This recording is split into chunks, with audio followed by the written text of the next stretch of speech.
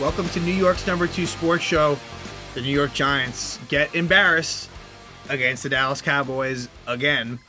They lose 49-17, and we knew that this was going to be pretty bad. And look, overall for me, today, overall positive. As far as, the Arizona Cardinals defeat the Atlanta Falcons. So right now, and a lot of season to go, the Giants currently sit at the number 2 spot in the draft, which is going to be a pretty big focus moving forward. But keeping it with this game, just brutal. And Tommy DeVito shouldn't be in this position. That was never the intention. Tommy DeVito was a developmental quarterback, brought in preseason, did a nice job in preseason, was always meant to be on the practice squad. And the fact that he's been thrust in the situation, it's not what you want. Look, the Giants, they paid Tyrod Taylor pretty big money to be their backup.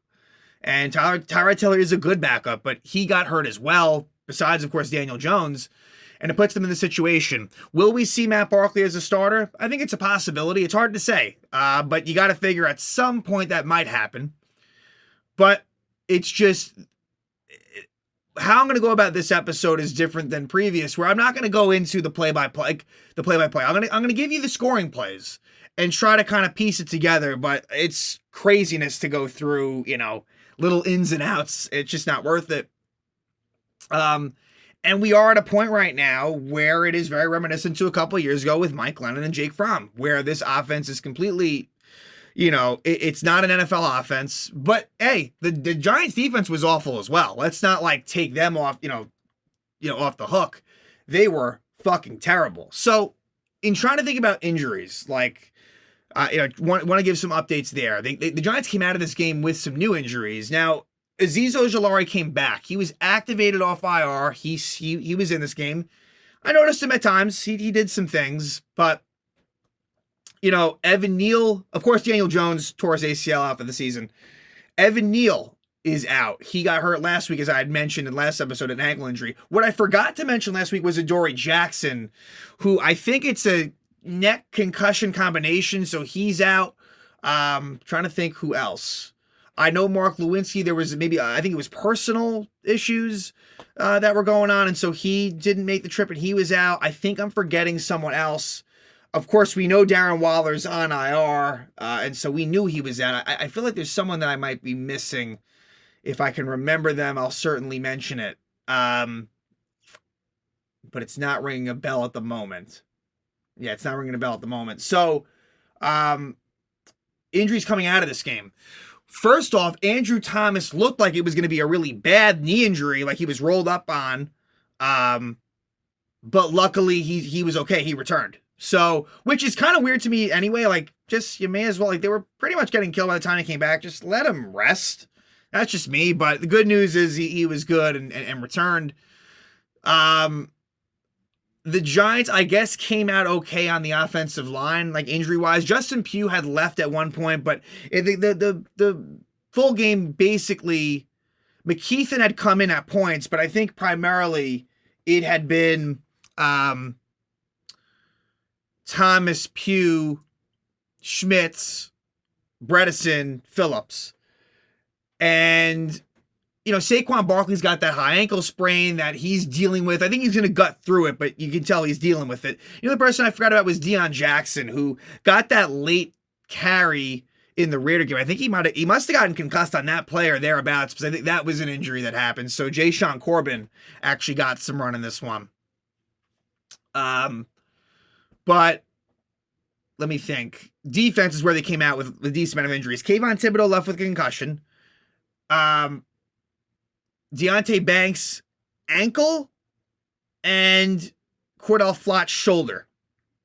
And there may have been some other things, but those are the main ones that come to mind. So the injuries continue to pile up as well. But let's give some stats here. And so the Giants, their record drops to 2-8 on the year. They lose so the Cowboys outscored the Giants this year by a combined score of 89-17. And it would have been worse. The Giants, they scored late, it should have even been worse than that. Just craziness. Through 6 quarters versus the Cowboys this year, 68-0. Yeah.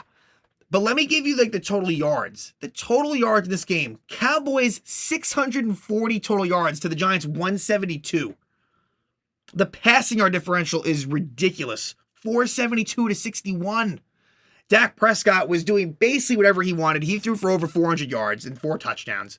Brandon Cooks, who hasn't really done much all year, 9 catches, 173 yards and a touchdown. And CeeDee Lamb went crazy. CeeDee Lamb, 11 catches, 151 yards and a touchdown. They were doing, like I said, basically whatever they wanted to do. That's it. First downs, 32 to 16 Dallas. The Giants on third downs, 0 for 12. 0 for 12 on third downs. And Dallas 6 for 12. So, yeah, just ugly all the way around. Time of possession heavily in favor of Dallas.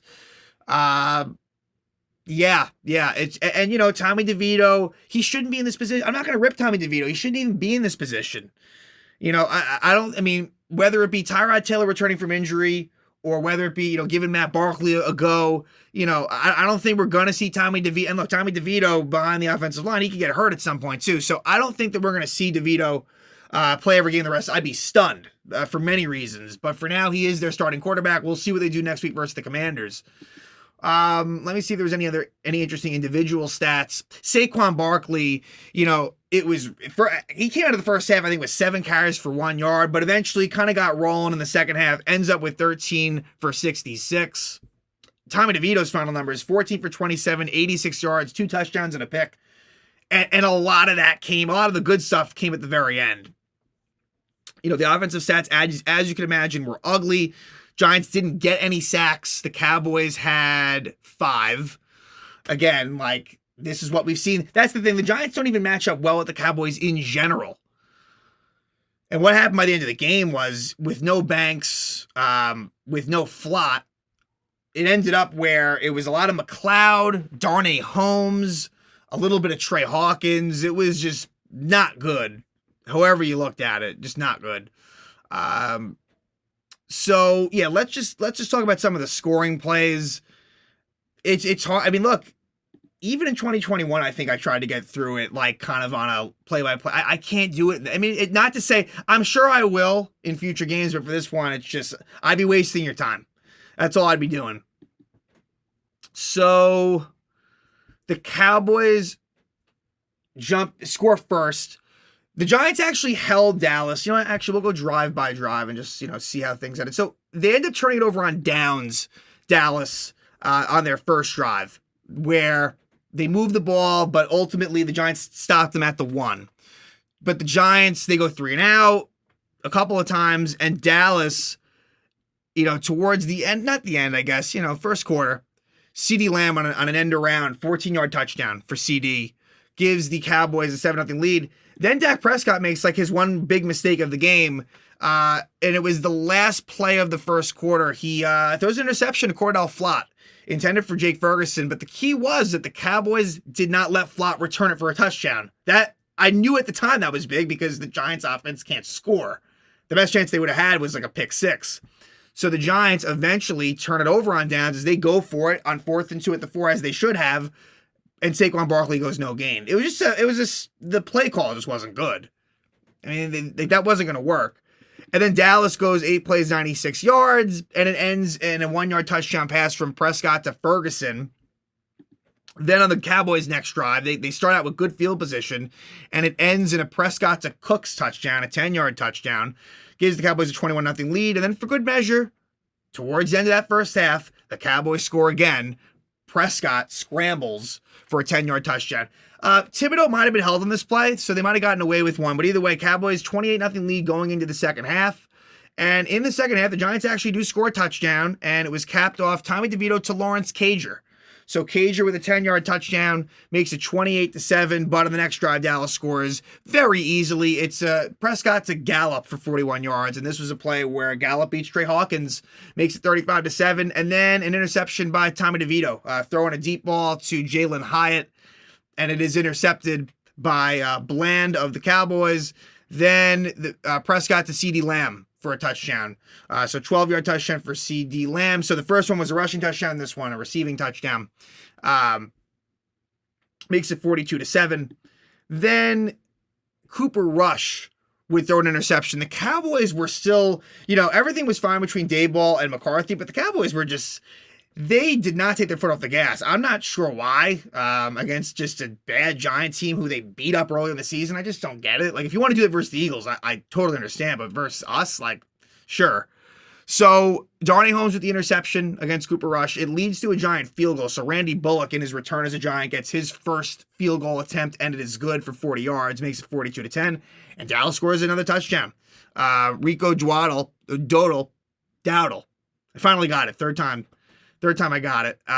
Makes it 49-10. That was a 1-yard touchdown for him.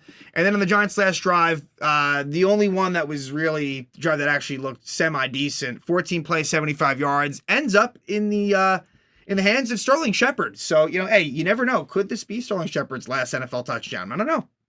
Maybe not. But Shepard gets the touchdown with 6 seconds left. Makes it 49-17. That's your final score.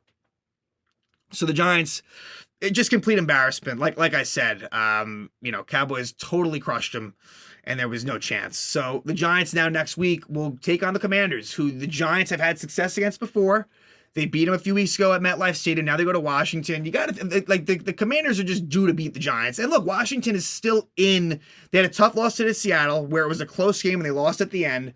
But if you're Washington, you're still in the fight. You are still going for, that last playoff spot. So, and if Tommy DeVito or even Matt Barkley is a quarterback, it's going to be tough for the Giants to win.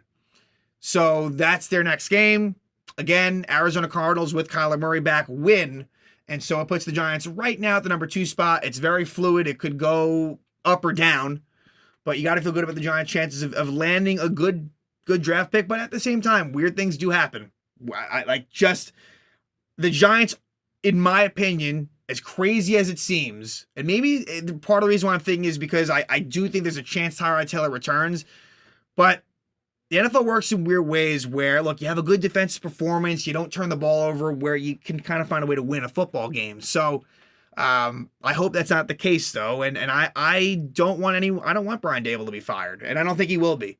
I don't think that's even on the table. Even if they lost every game from here on out, I think that they will be sticking with the same crew, and I'm okay with that.